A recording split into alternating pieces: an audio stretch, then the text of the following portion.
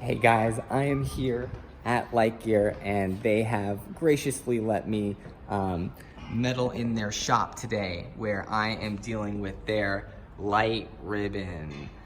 So we have some bicolor light ribbon that we're playing with, and we have some RGB light ribbon that we are playing with their awesome studio control lineup. So here you have the E-Control 4x4 version 3, the 6x6 version 2, the industry standard Studio 5x8, and their 24x4 channel studio light ribbon dimmers. So I have created some new profiles in the latest update with Blackout that I think is going to blow your mind. Most of the time when you deal with these and you patch these into a board, you just get control of those channels. And there is no simple way to derive color temperature from those channels. So if you have tungsten daylight, you have to do kind of a mix. And if your gaffer's like, put it at 3200, you're like, well, these go to 2600 and all the way up to 6000. So where is that mix along the way? Well, now Blackout has the answer. So in order to kind of get this up and running, I'm gonna show you quickly how to set these up and then how to run them in Blackout.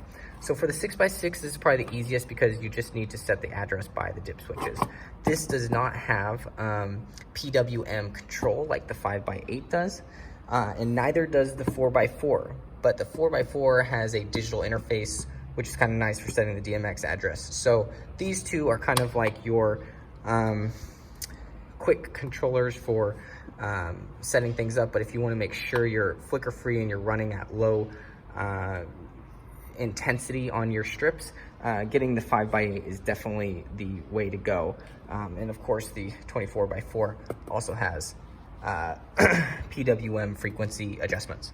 So for the 6x6, you're just powering in here, and then you can put up to 3 strips of hybrid in here, or you could do one of their new Cinema RGB tungsten daylight strips, which I have right here.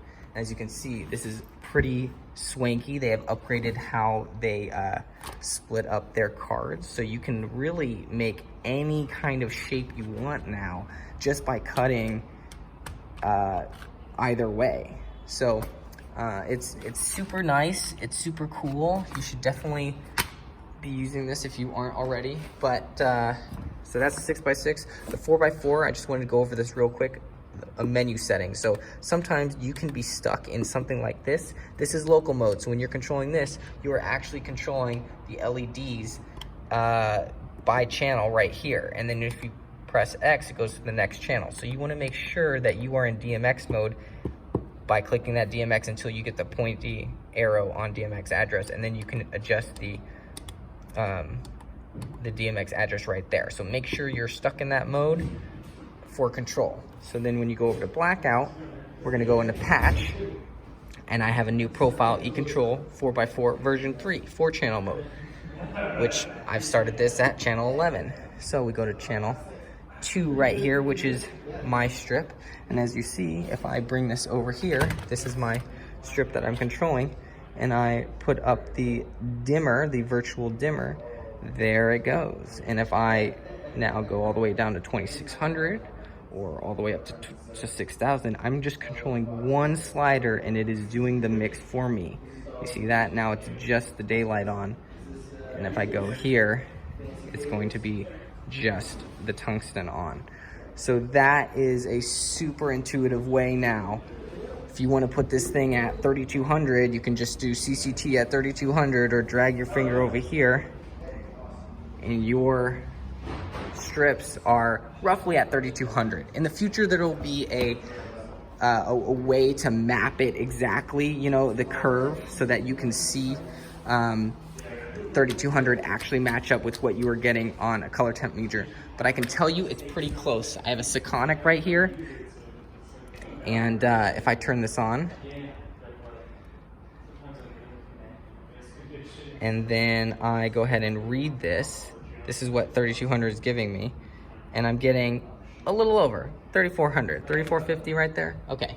And if I go here and I put this all the way at 2,600, and then I read this,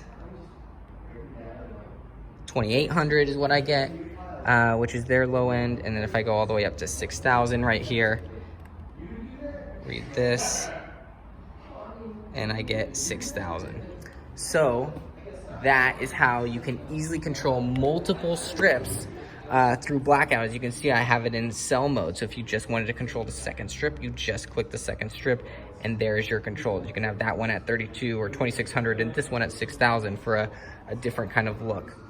The other cool studio dimmer they have, again, is the standard 5x8. Now this is kind of the most widely used that I see on set, just because of its capability with the frequency. So you have your address right here. If you click down, run 1 is what you want to be in order to be out of test mode. Run 2 is test mode. So run 1 means you are in control. So you want to be in run 1. For our purposes, you want to be in DP 1.1. This is the first profile, and it means that each channel is one address, okay? If you go to this 9A, this is your dimmer curve. So the standard is 1.5. You can test this out with your LEDs and see where the low end is, and you can either increase or decrease this curve. If we keep going down, PF30, this is your frequency setting. You want to make sure you are in PF30 for flicker-free operation 99% of the time. And then the last thing is you want it to be in 5-channel mode. If you're in 1-channel mode, it's either 1 or 5. If you're in 1-channel mode, all of these are one address. So if you had this at address 1, they would all do the same thing. So you want to make sure you're in 5, otherwise you're not going to be able to get to these other profiles if you needed to use, you know, DP 3.2 or 4.1 or something. So this is how I set it up in Blackout. Right now we're starting at 1, and I have this right here in fixture controls. So if I go ahead and I bring this over now, let's go ahead and let's kill this.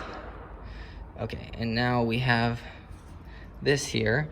So I have 3 masters, right? So I have the virtual master over everything, but then I also broke it down for you into RGB master and bicolor master, so if I bring this up, nothing's gonna happen. But if I bring up RGB, now I get my RGB active LEDs, and I can control these separately from the bicolor. So any color mix you see is working right here. And then if I take that out and I now bring up the virtual color temperature, if I bring up the virtual color temperature mix, now again, I'm getting, you know, on the low end here, 3,200, or it will be 2,600 when I fix it, up to 6,000. Here is your daylight. But I can also now bring in my RGB values by upping the virtual dimmer, and I can put those in blue or green. So it's a way to kind of adjust the white point with these LED strips. Super cool, intuitive way of controlling this with the virtual masters and virtual color temperature. So be sure to check it out.